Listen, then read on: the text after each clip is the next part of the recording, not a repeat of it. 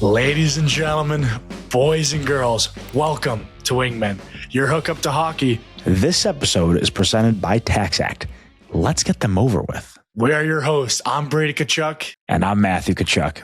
We finally got some merch. You can finally get it at wingmenshop.com. We had the Secretary of Defense, the MVP of the Olympics, the MVP of Team USA, one of the greatest guys going, Connor Hellebuyck. He joined us, so let's get right into it.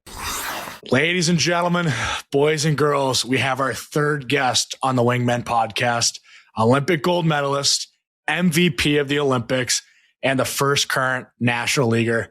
Ladies and gentlemen, the Secretary of Defense, Connor Hellebuyck. Welcome. Wow. Hey, thanks, guys. How does it feel special. just to never have to pay for a drink in the United States ever again? That's it. You know, it was weird. I went with a few guys to dinner the other day in San Jose, and San Jose, like, there's no way no one's going to know me here. I couldn't even get down the street. It was like every 5 steps is a picture. And, like, I love it right now because, you know, you're so connected to USA right now, but it's just crazy. Your life changes immediately. Fuck, that's unreal. That's unreal. The place you'd least almost expect it, San Jose. Yeah, It's literally the I mean, last place. I cannot believe that you started off with San Jose. First of all, that's Right. tough. That's tough balance. It's Tough well, balance there. yeah, I know. But you know what? It was cool. We met a lot of cool people on that show. I mean, you guys must be getting it everywhere you go. You sent me that video of your hotel room. Yeah, That's so I unbelievable. just to let everybody involved on what I am at, where I'm at right now. So I'm at the New York right now. I walk into my room and they have like pictures everywhere. Thank you, Helly, by the way. Yeah, thank you. So let's let Brady, let's let everybody in. Brady, let's let everybody in on that real quick before we get to this. But so once a day, Quater, you'll like this one too. It's mandatory text in the team chat, which for like everyone listening, team chats, they don't really buzz a whole lot all the time, 24/7. This chat, since we've left the Olympics, has been pretty much nonstop, which is awesome because the group of guys, we're actually literally the best group of guys ever. And this chat has been nonstop, but it is mandatory that somebody different every day throws in a something and then thank you, Helly, for the gold. So today I walk into my room at the Pendry and I've got like 3 pictures up. I've got a Canadian Tears cooler with ginger ales in there, like just stuff that you would never think would ever be imaginable in New York City. And yeah, I think all of our lives have really just kind of changed forever. And we got Helly and the boys to thank for that. So Helly, I know one question that everybody want to know is, when did you know you were in the zone? Did you feel it in the morning? Did you feel it mid-game? Did you have to see a few shots first? But in the finals, when did you know like this was your game and this was your moment to have honestly the greatest goaltending performance in maybe hockey history? Yeah. Well, first, let me say about the group chat. Everyone sending a mandatory thanks, Helly. I that honestly makes my career. Like that. Every day I see that, I just get the biggest grin on my face, and I can't believe it because like you guys are my peers, right? Like that's the most respect that you can get from this league is the guys you play against, and yeah. So that's deep. That's deep, but. Believe it or not, that day, you know, you never sleep good before a big game. You're nervous the entire time. I think at Four Nations, I didn't sleep in an hour. I think I just laid in bed the entire tournament. But this one, I, for some reason, just slept perfectly. And I woke up and it was one of those, I felt like I took a luck potion and I just woke up and I rose and I was like, I'm not nervous at all. And I felt like every step that I took was like, oh, this is right. This is perfect. Like, this is exactly where I need to be. So I woke up that day and I was like, something's good happened. Like, something is in the air today. Something's happening. That's unreal.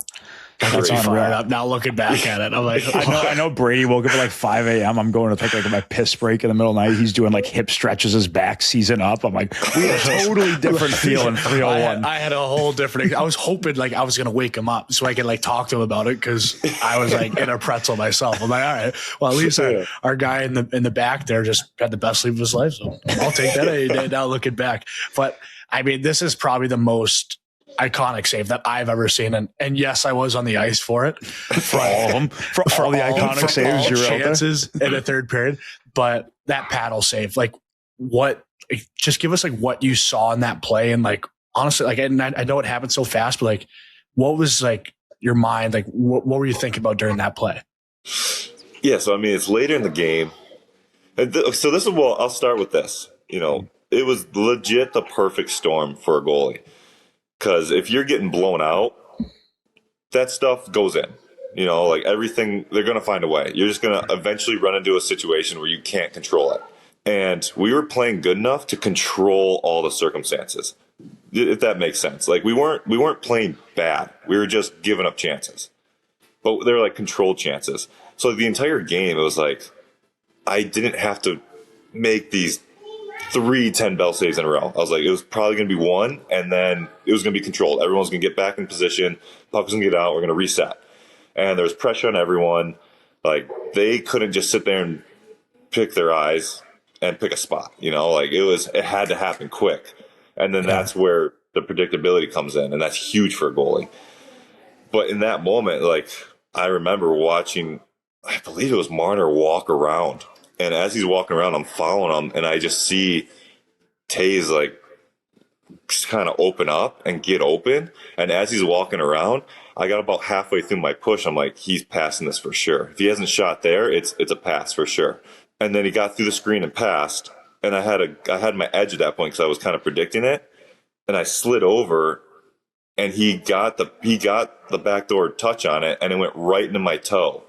And I didn't feel it where I was expecting to feel it on my toe. It was like mid-skate, not toe, because toe sends it out. Mid-skate sends it right back to him. So the second I felt that, I was like, I need something over there. I know I'm not there. Wow. So it was like immediate reaction, like throw something there.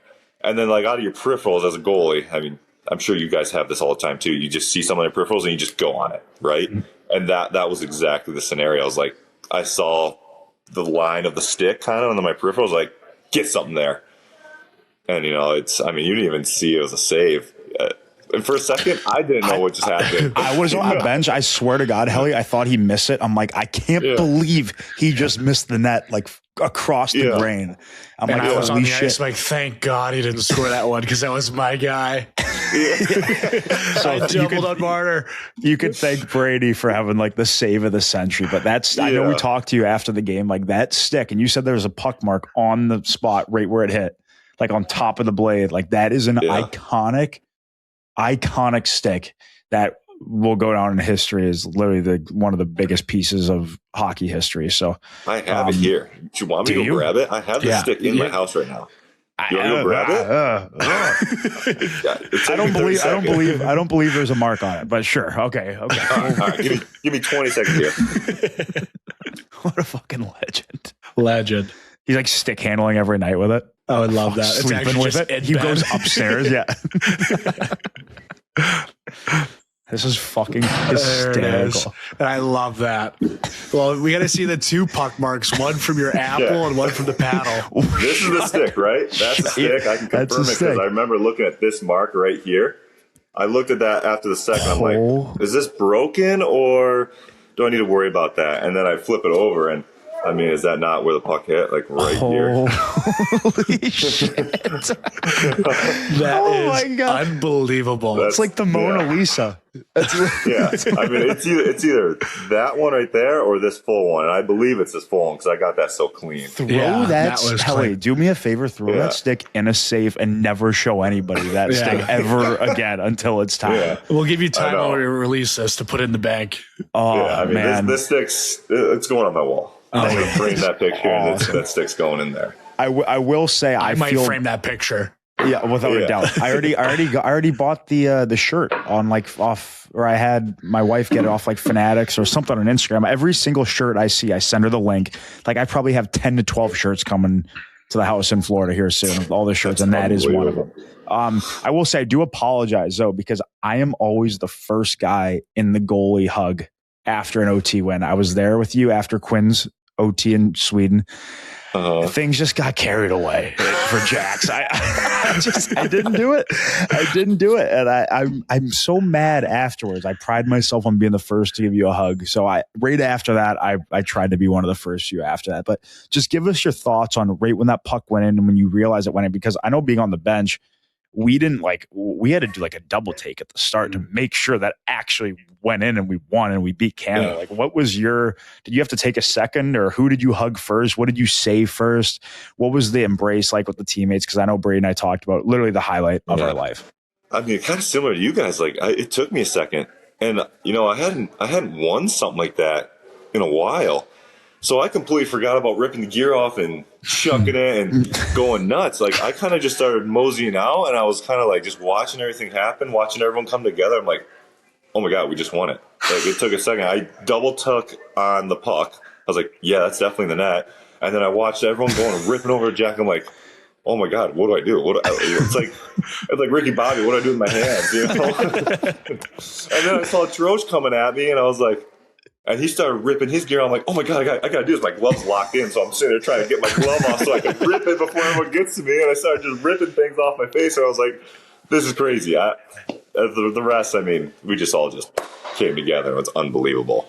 Oh man, it's like almost like time stopped. It was so weird, and like I'll never forget those like 5 minutes. Just blacked out. I have no idea what happened. But like it was almost like 5 minutes felt like 5 hours on the ice, and I'm like, all right, let's get the medals going here soon. But it was so fucking cool. Like, you know what? Like, I know I don't want to speak on behalf. Like, it still didn't feel real until we got back to Miami. And then like the helicopters everywhere, the cops, like the police escorts. Like, I love the joke in the bus. We're getting sick of the police escorts here. Closing down the bridge, the freeway and the bridge just so we can get out and take a picture. From nuts. South Beach to Miami. That's just nuts. I know.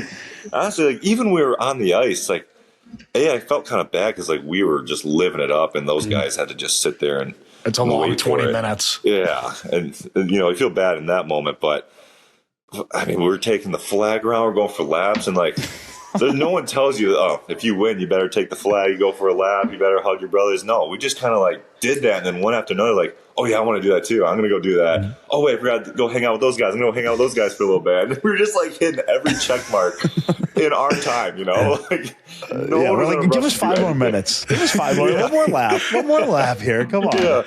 Oh man, I gotta ask. Get out and go to the families, and then it's not one guy went and see his family. It's like everyone piled over there, slapping hands, grabbing their family, taking pictures. Like, just a real moment. So sick, Helly. I got a little 2-parter for you about both the celebrations. So we're gonna fast forward. Actually, let's go to this one first, real quick. We go to the winter house after. All the friends and family are there. We walk in. Me and Brady carry you in. You're not 160 pounds like Jack. First of all, I will throw that out there, but it was still fucking like amazing for us to like do that. It was so sick. I think that's when I first realized how different this is. Like the reactions, like walking off the bus, people waiting outside, walking in, like who was the first person that you said hi to there? Like, what was the embrace like with their family? I know it's like obviously takes a village, and being at the Olympics, I know Brady and I like we saw the family, but we didn't really get to a whole lot. And like, what was that embrace like after like finally capturing? Like for us, obviously, it's a dream. Like we think about this all the time, 24/7. Like, what was that embrace like? Yeah, that was.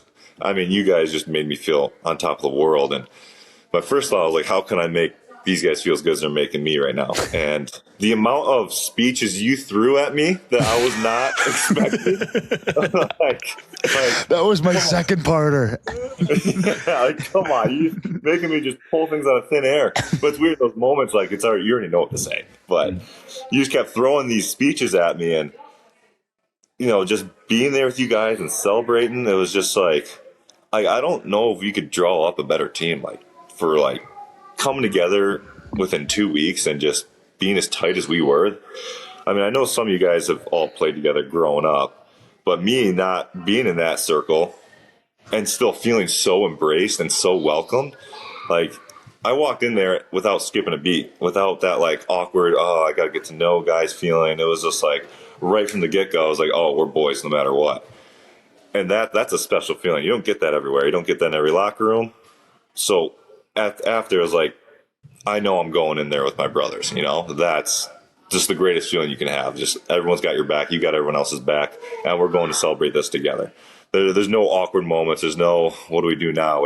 We're on the same mindset.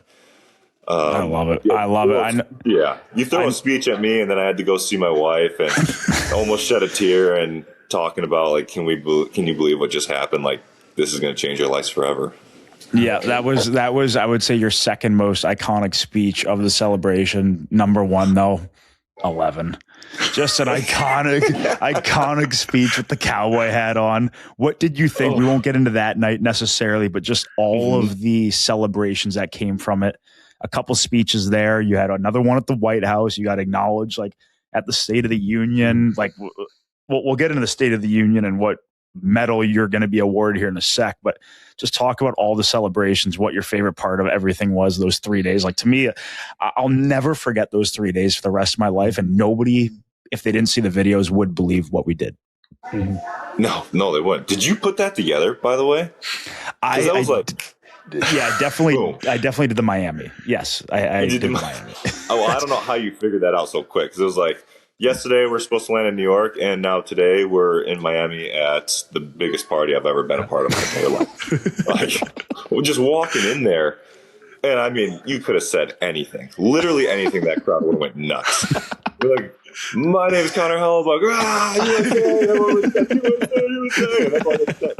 USA. But these guys, I mean, they were so pumped at the club. Like, the best part, I think, is we were on that stage. There's this little center stage for people who don't know 11. And I mean, it's probably the size of two of you laying down, Yeah. Like, we're all squished on this place. Yeah. But we were like rock stars going around, slapping hands.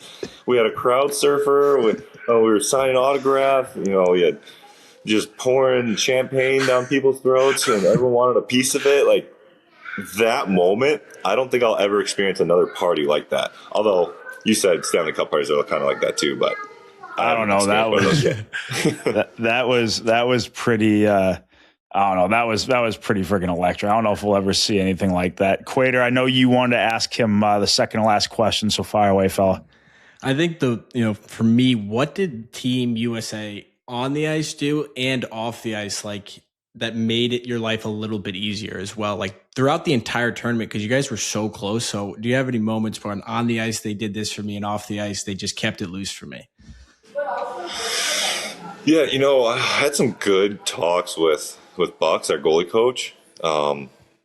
Like, he came in, and I don't necessarily let people in my bubble real easily.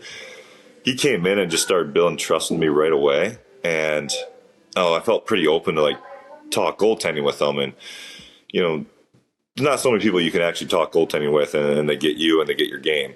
And I felt like that he had actually, like, studied me and started to really pick up on my game and really kind of grow with me. So that was a cool moment. But I think the best part is, like, we're going into these Olympic games, and I know everyone's giving their A+ game. So I can go into every single game and just continue to build and get a little bit better every single day. And that's one of the things we talked about, is, like, you guys made my life so easy throughout, I don't know, round robin games, that it wasn't like I have to be perfect today. No, I just need to build my structure exactly where I want to. And obviously we have the NHL season going on, but, like, the Olympics are a little different. You just have different feelings, different emotions, and you need to, I don't know, sometimes learn to calm them, use them, harness them, and, being able to just play behind you guys and see how much easier my game was going to be, it allowed me to build something even better. Yeah. I mean, I know as players, we literally could have played with no skate blades on and been confident that we were going to win the game having you back there. Like, we win in every single game. Like, there should be no worry about we had the best goal in the world back there. Any mistake, like any breakdown, like, we have Helly. We are fine. I remember you made one save. Like my turnover in the first. Except right away, no. But it's Helly. I just remember you made one. I just remember Helly. You made one save in the first. It was a one-timer or a slap shot from one of the. I think it was the right D, and it was through a screen, and I had a perfect view from the bench. And I don't know if you saw it last second or saw it at the start, but there was a part of it where you weren't able to see it at all. And you just stuck the glove out there, made the save, and just grabbed the puck, stood there, gave it to the linesman. I was like, boys, like this is fucking special right now. We are taking full advantage of this right now tonight. We can do whatever we got. We got one. This might be enough. Like this might be enough to win this right now. And that was a hell of a feeling. So again, thank you, Helly. But before Brady gives the last question, the Wingman of the Week question, just want to say one of my favorite memories with you and the Olympics had nothing to do with on the ice. It was the card games off. You were always a very reliable 7-up player, poker player. I actually don't think I've paid you yet for the poker at the end of the games. But I don't think I've been paid. I don't think I've been paid for one of them either. So we're gonna, I will be sending those texts out right after this. That's hilarious. But you're always reliable. I remember you said something that made me piss my pants laughing. I think it was after either the Denmark or Germany game. It was Germany game. And you were like, boys, I don't know if I can play cards tonight. And we're like, come on, Helly. Like, we got one game in us. You're like, I've been up for 21 straight hours, but I will play with you guys. So you're the best. And then Hanny got roasted. that was a tough showing. That was a tough showing. Finished in the minuses, but I just want to say, Helly, you're one of the best to do it, brother. A hell of a teammate. And, obviously we're linked together forever because of your performance. So we love you, brother. Brady, you got the last question, fella.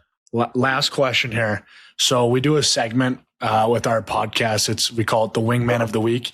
And it's somebody that either had an amazing week performance wise or somebody that really helped us throughout the week. And so for you, we want to ask you the question of who has been your wingman of either this week or of your whole career. That's somebody that has really helped you along the way. Could be somebody like youth hockey, fucking NAHL. We get deep on the last one. We kind of throw a major curveball at the end just to get you going. Yeah. Oh wow. I mean, there's so many people. I feel like if I say one, I'm going to be missing so many. That's totally okay. That's what this question is good for. You get a lot of angry people texting you, but that's what's good. Okay. I will, I'll send a couple shout outs. Randy, Adam, Ray. Love you guys. You guys have been with me from the start, but Joe Clark, I'm going to single him out here. You guys don't know his name. He was someone I met in juniors and kind of helped me develop my mental game. And I've been close with him ever since. Like we see each other at least a couple times a year. Anytime that I'm feeling down or I'm feeling like my game's not in the right spot, he's the first guy I call. He's the one that watches me silently and knows exactly where I'm at the second I call him. Like He's just so tuned in. And, I wouldn't be where I am today without him. So, my shout out is to Joe Clark because, I wouldn't be anywhere near where I am today without you. Fucking rights, Clarky. That's a joke. Hey, give Clarky a clap, right? That's awesome. Hey, Helly, thank you so much. This is awesome, and like Matthew said, that I love playing with you. You're the best. Hey, give me a second. Give me a second to just tell you what you guys meant to me. Like, fuck, I'll give you however much time you need here, fella. yeah, take your time with this one. No, because you guys are sitting over here and telling me I'm great, but people need to hear how great you guys were, not just on the ice. Like, obviously, everyone saw how great you were on the ice, but off the ice in the locker room, keeping it light, keeping guys engaged, focused, like the team camaraderie. That not only will be the most fun tournament that we will probably ever play, but I think you guys brought this element to the locker room that was just bar none. That you cannot replicate. You can't go and tell a team, do that. Because you either have it or you don't. And you guys have it.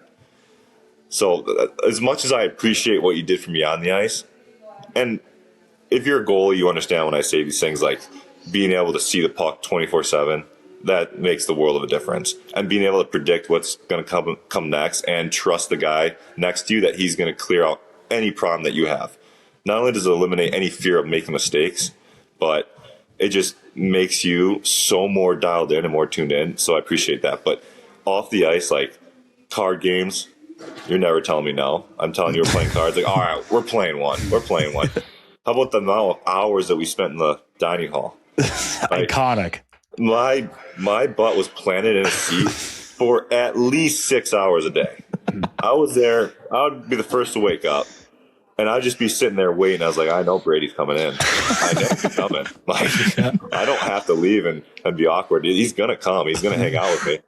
And then post-game, going in there for lava cakes, you guys had that whole dining hall like set up in your pocket. You had lava cakes coming out the second we walked through the door. Like, the things that does for a team when they're going in, like, after a game celebrating instead of everyone just going their separate ways and relaxing. No, we're getting even tighter. You know, we're getting, you know, that camaraderie that, you know, most teams probably don't get. You might say you got some, but to that level, no, that's just next level. So I really appreciate the people you are, and I love you guys too. Oh, we love you, Helly. Love you, Helly. That was fucking out. That made me emotional. Where's a fucking wall? I'm running my head through the wall right now. I miss the good old days. I know.